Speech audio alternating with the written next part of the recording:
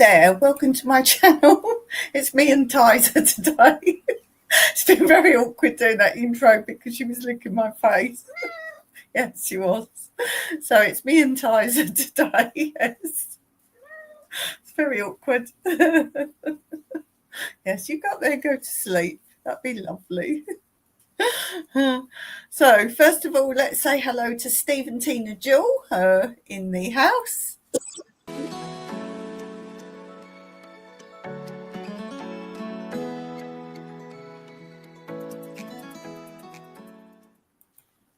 And if you haven't discovered their channel yet, guys, why not? I'm always mentioning, go over and click on their channel. There's some great videos there. I particularly like the ones where they're out and about and show you different things.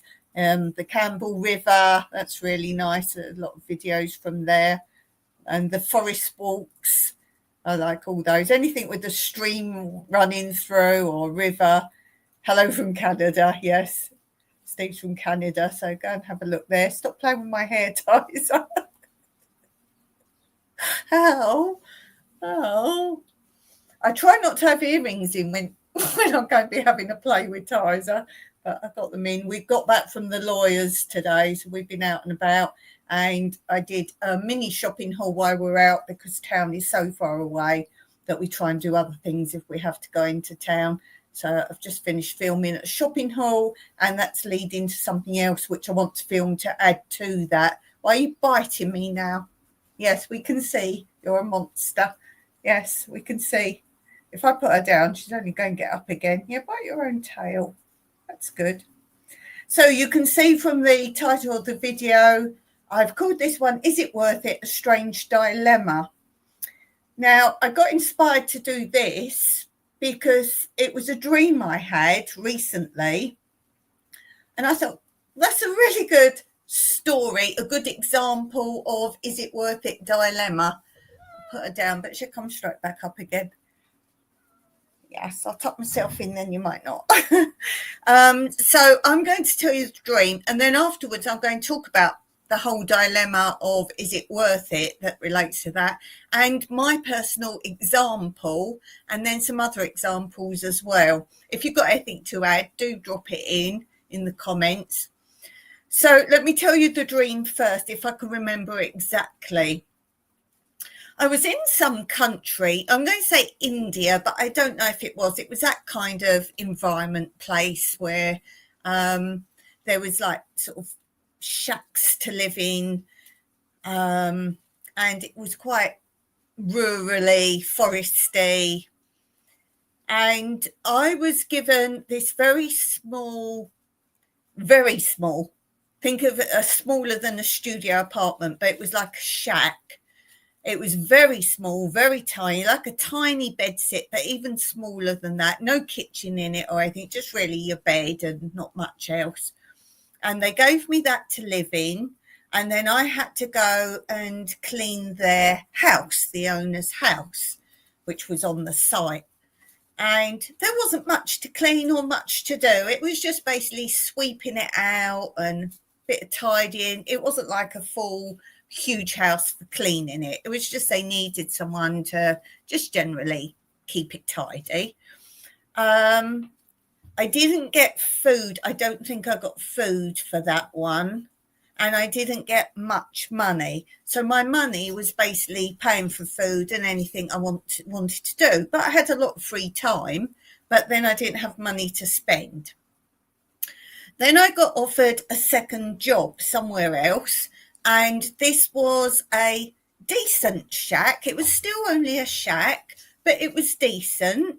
I think they gave me food at the second one. The condition was they paid me not good money, but decent money. You had to be thrifty and careful with your money, but it was decent. But again, I still didn't have too much cleaning to do on this person's house. There was more cleaning, but it wasn't hard work and it was quite flexible as long as it was done. So I had more money to go out and about because they were giving me food. This reminds me of Workawayers a little bit. Maybe I was thinking about Workawayers, our volunteers. Anyway, so this one, you got food, you got more money than the last one. It was better accommodation, bit more work, but you had more money to do things with. Are you behind my ball ties? Are playing with the tassels?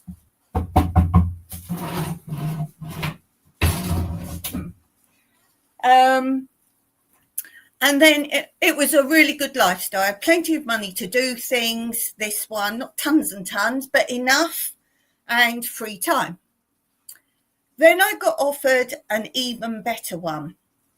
I got a much bigger place, a decent little house that was my own. I had a lot more money. I didn't get food there. I think I had to then pay, but I got a lot more money. But the house was a huge, small mansion, if you like, and I had to clean that. So I had no time. So I had a lot more money, but I had very little time. Is it worth it? That is the question today. Is things worth money, as in working hard and earning a lot of money? Now, my real example, and in my dream, I was like so annoyed with myself that I'd done this and all I'd got out of it was maybe a bigger property and more money. But what was the point of that? So I was annoyed I hadn't done that. It's this thing where you feel you have to work your way up the ranks, if you like, and get a better paid job. So my real life story, one of the jobs I did was I worked in a nursery, a children's nursery, a kindergarten. And I was room manager and I was head of the education side. So I've talked before about how I taught them to write, read. They're up to the age of 4.5. So when they're 5, they go to school, proper school in England. And I got them writing very basic reading, but they could all write their own name. They could tie a knot and a bow. I actually taught them to do things. Children can do things at a younger age than some countries like let them learn. So I was head of all that. So I was in the room. I was working with the 3 to 5s, basically. That was my job. And all the staff kept saying, why don't you go for manager? Why don't you be manager? I don't want to be manager. Oh, you'll get lots more money. You'll get lots more money. You'll get like double, triple the money. It's not about the money. I was there to work with children. I am a fantastic teacher. I'll say it myself. I know how to teach. People have come back to me years later and said, I can't believe how good a start you gave me in my life. And I just have a knack of teaching because I don't teach one way. I look at each individual and find their way of how they need to learn. Or I find a child's interest. Let's keep it simple. Let's say the child's not interested in learning to count, but he loves dinosaurs. So you just, as you put them on the table, you count, and you do that every time. In the end, they're just picking it up. So you find a way that children can learn without teaching, but they are learning all the time. So I didn't want to be a manager, but they didn't know anyway. But the fact it wasn't worth it for me to do it because I'd be stuck in an office. I never wanted an office job. I have told the story before where I started work as a supply teacher. So I could go to any school or nursery. I even worked at one time for teaching in a hospital. So when the children were in hospital and couldn't do schoolwork, I could do that. And I did it as supply. Now, instead of working through an agency, me being the supply teacher through an agency, so the agency gets a cut and then I would have got a bit of it. I did it independently and I went to different boroughs, different areas, different boroughs, and I just let it be known I was supply, call me anytime. So I got all the money. So I got what the agency would have got and my wages as well. So little did they know anyway, I was probably on the same wages as the manager anyway, but that wasn't the point. That wasn't the point. The point was, for me, it wasn't worth it, more money to be stuck in an office. And me and Mike were talking about this earlier because he said, what are you doing for your life today? And I explained what I was going to do. And he said, yes. He said, for him, same as me, you want to do a job you enjoy. If you're doing it day in, day out, every single day, why would you do a job you don't really like? Yes, some people say, but we need the money. There's other ways you can get a job you like without that. Mike had no qualifications, but he worked his way through and got the job he wanted to do. So you can do it. You can do it. If you're going to find an excuse already, oh, but I can't do my dream job. Well, you're not going to with that attitude. But I've never wanted to work in an office. Never. I don't want a job that pays a lot of money if I don't like the job. I don't want to do the job. So we also talk about the volunteers here, how most of the volunteers that we have here from all around the world are mostly in high corporate jobs, and they don't want that life anymore. They're all burning out. They're absolutely burning out. And they want to go to living off grid and living off the land. They want that life. They're not getting anything from a corporate job. Money, yes, a bit more money. We'd all like that. But are people with money happy? No. No, they're not. So give me your views on that. So this is basically what we're saying. Is it worth it? Is it worth working all day, every day, or working your way up the ladder? For what? For what? In England now, the pensions have changed. So they keep raising the age of when you can get a pension in England. So every time you think, I'll work to whatever age it was, and then I retire, you can't then retire. Your pension's not till 5 or so years later. And every time Mike said he got to what the age group was at the time, it then bumped up a bit more. So you're working all those years, even planning your retirement perhaps, and that doesn't happen anyway. Or you're working up the ladder, let's say you're in the police force, and you work up the ladder because you'll get a bigger pension. Tell me about your countries. Pensions are worth not a lot anymore. They're not like the old days when pensions were a good payout. I know for sure in England you cannot live off of a pension. So was it worth it for those people who worked hard and worked up the ladder? No. I don't know anything about pensions in other countries, so do tell me. Can you retire off your pension? Some countries are trying to make people carry on working. Some countries actually give you the option of being made redundant, i.e. you leave off your own back basically, and then you take your money early. So it's like an early retirement, or you can take redundancy. So you take a payout, and that's because some jobs they want to bring in new blood, young blood. So I'll be interested to know other countries, pensions, that kind of thing. Steve says, I like my job, pretty much minimum wage. I get to pick my hours and not worried about getting sacked.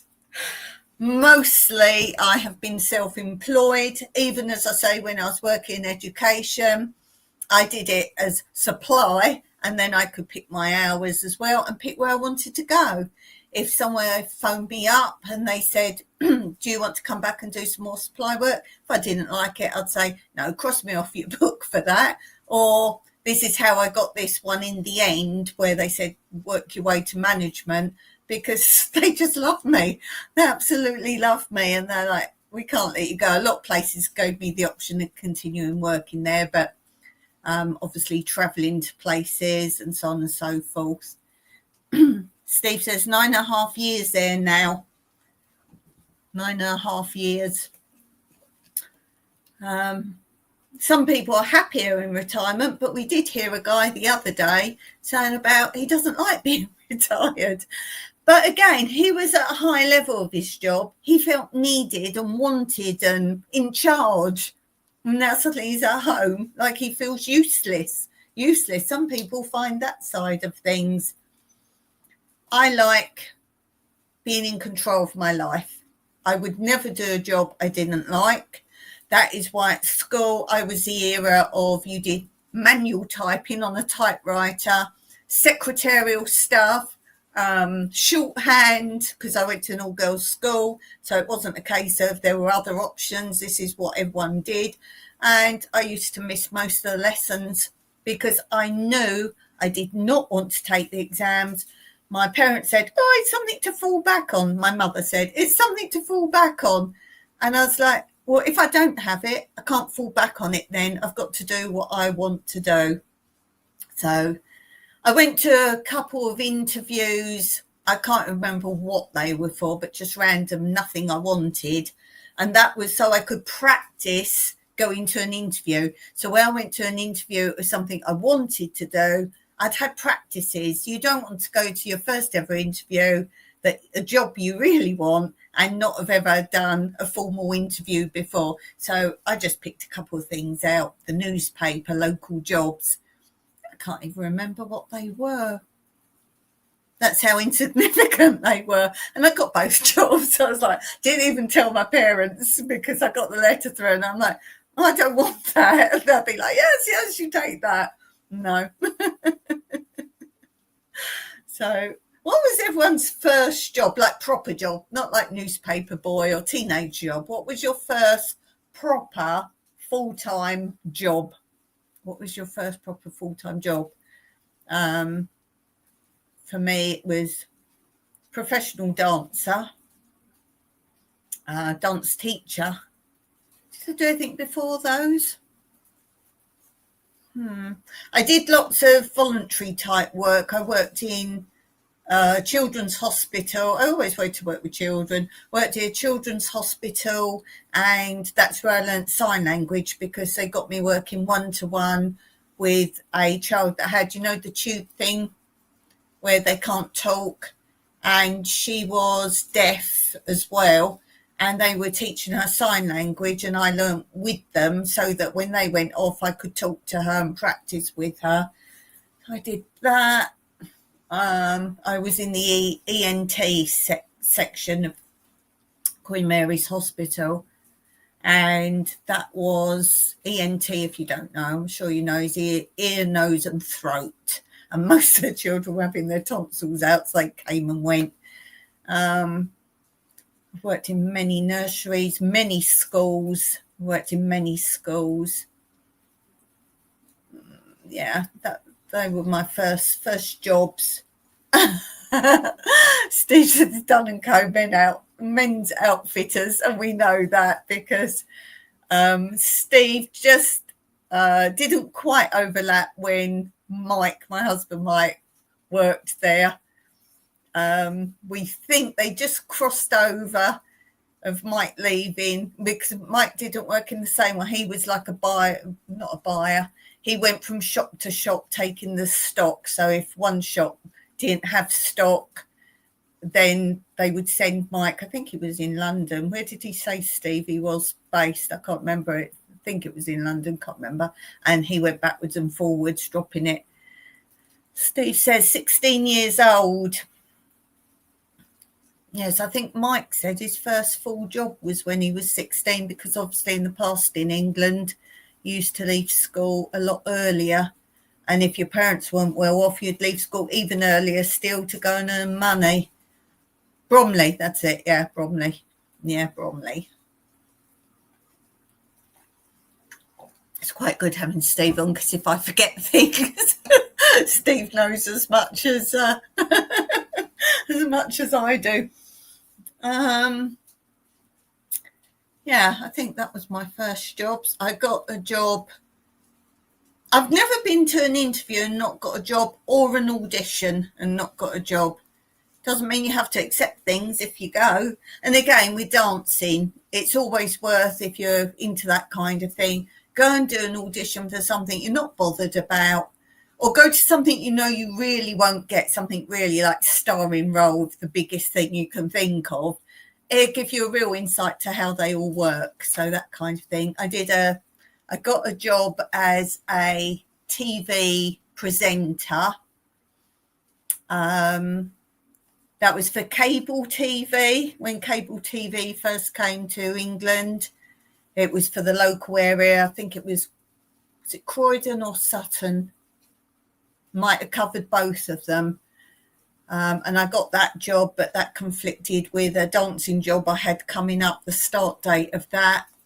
And I would never ditch something. If I promise something or I've said yes to something, I'll never ditch it and do something else. That's something else I should talk about. Is it worth it? I don't know if many of you watch this from England, but I think you get this program maybe elsewhere as well. It's probably in its 4th series now. I'm going to say it's its 4th series, and it's a program on English TV, and it's called Help We Build a Village. Now, before the first series, it was still in discussions about what it was even going to be called and quite how they were putting it together. They asked me if my homestead here in Cyprus, if we would be on it. And we did the interview. I've done many of those. The interview, Mike had to be on the interview as well. And I've just prepped him how to do it, what to say and not to say. We had to send in pictures and footage of our outbuildings, the abandoned village, quite a lot of stuff we had to send in. We did all the forms for the contract. And if any of you don't know, I should actually put the title in the live because some people won't know about this and they might need to know.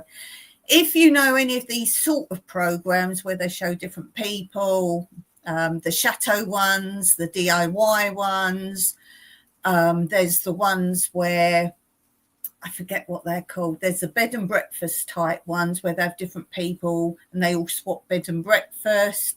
So I say there's DIY, chateau DIY ones. What else is there like that? Any program basically like that where they show you this person and that person and that person. The contract states that you have to name any person that will appear in it.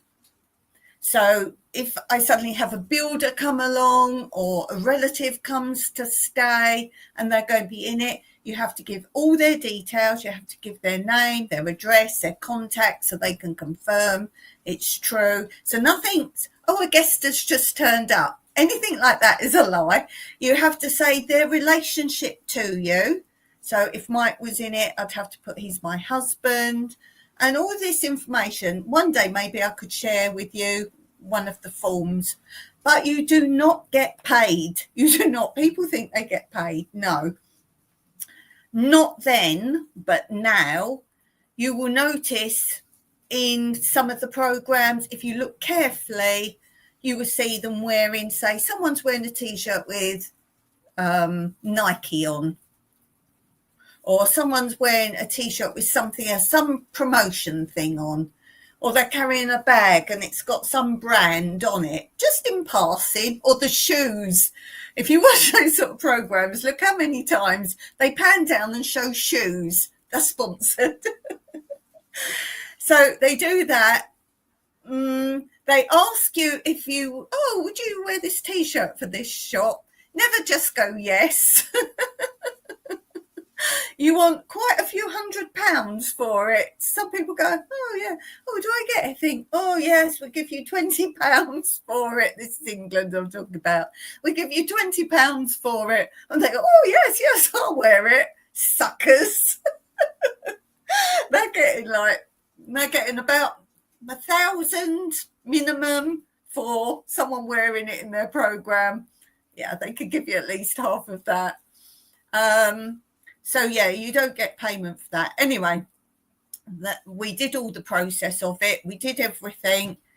And then we had the interview and they said, oh, you're perfect for us, and the story and the village and what's happened there and all the stuff.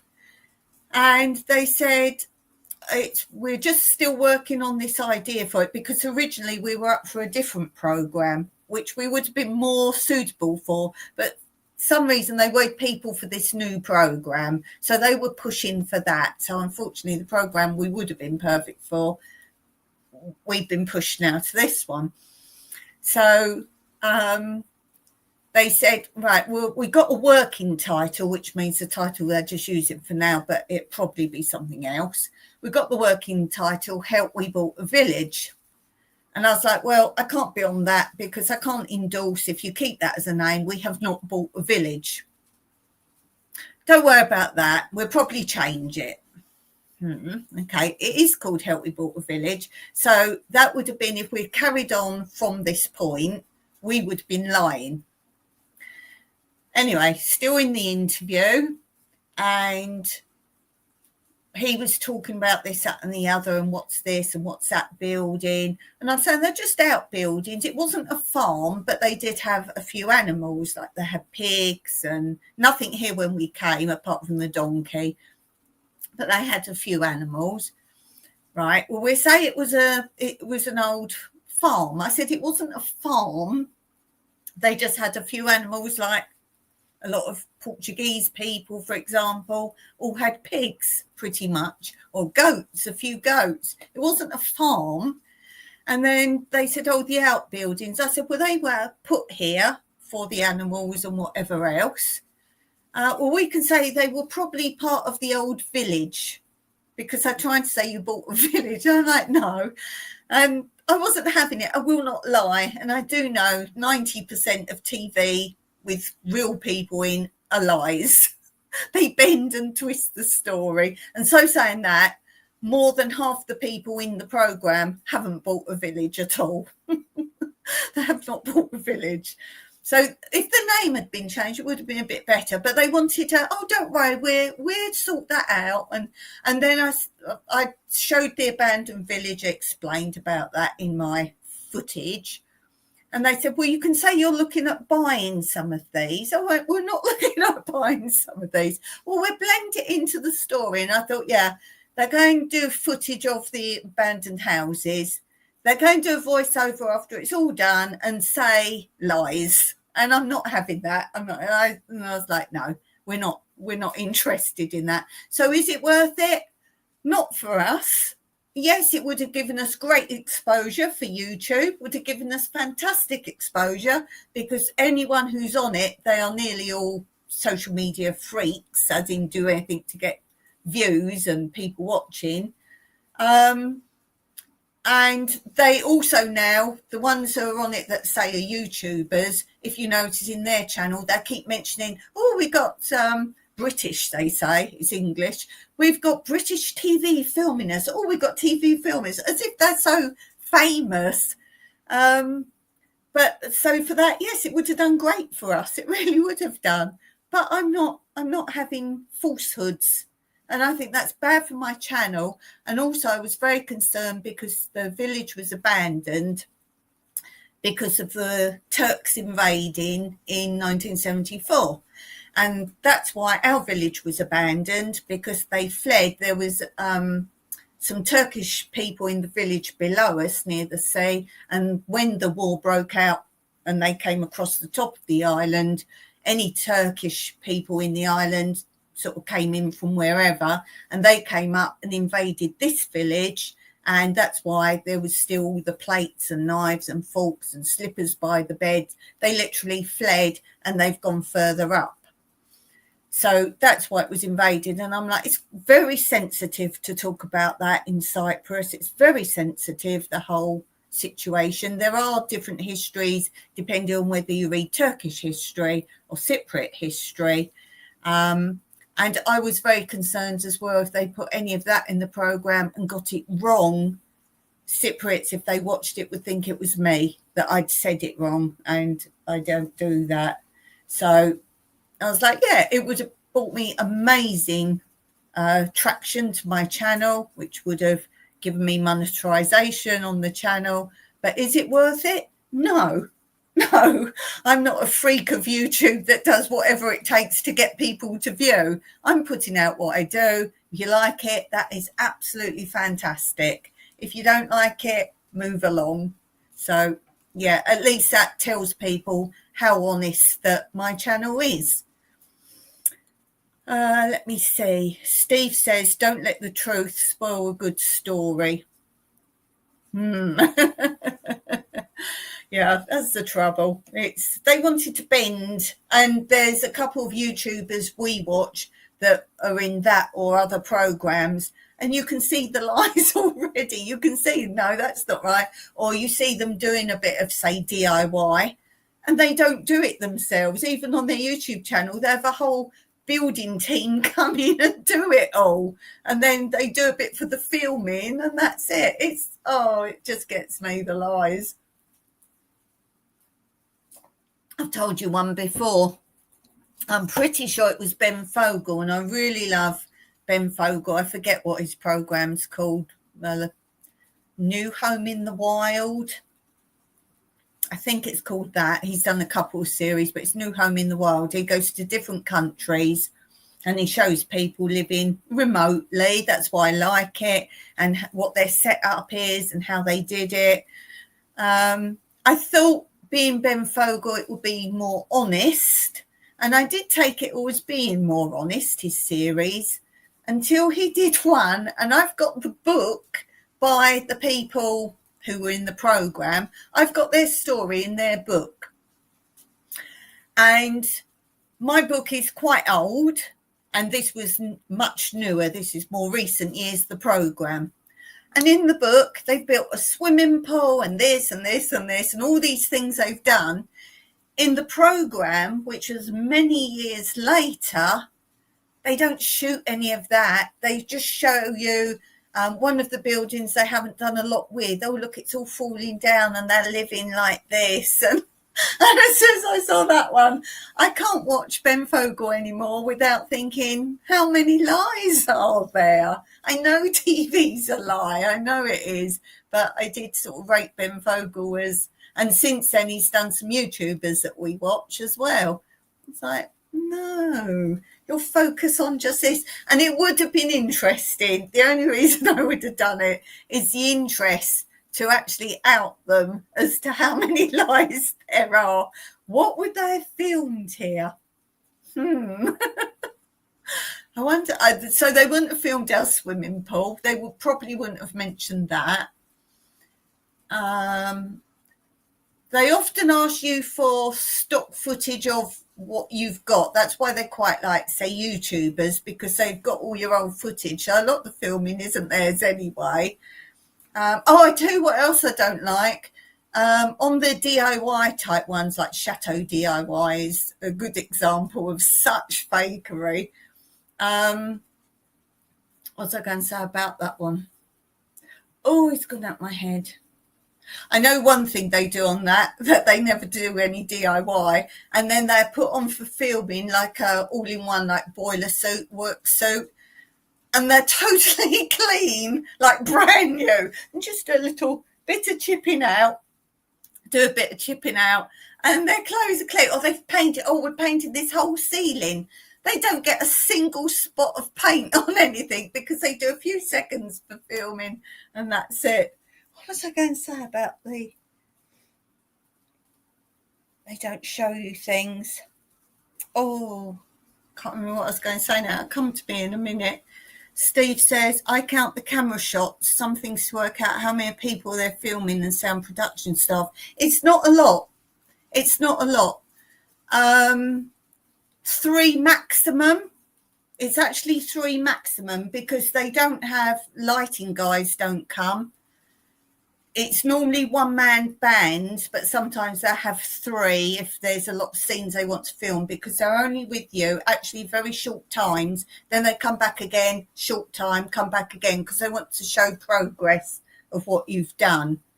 And they actually stipulate, right, we're going to film you building this building, but you must have it finished by such and such date. But they just pan to what they want you to see. So some newbies to these programs think, I've got to get it all done. They get flustered, and that's what they want to film. They want to film fluster. They want to come to your country when it's the worst weather because they want to see disaster. Disaster. I think this is why they're quite happy to film people that they know don't really do DIY, because there's going to be catastrophe. What was I going to tell you before? I can't remember. It was something good.